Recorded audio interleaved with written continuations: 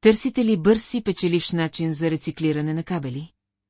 Машини Проварна предлага нови професионални двуканални белачки за кабели, предназначени за извличане на чиста мед и алуминий от твърди, бронирани и гъвкави кабели с диаметър от 5 до 120 мм.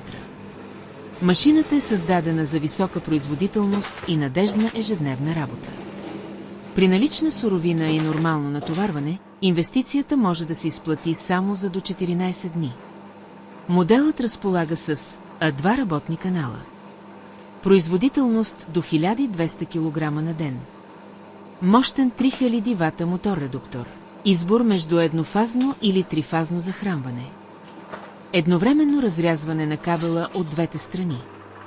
По 2 ножа на всеки вход, разположени един срещу друг. 4 задвижващи вала за стабилно и прецизно подаване. Ножовете могат да бъдат заточвани при необходимост, което гарантира дълъг експлоатационен живот и ниски разходи за поддръжка.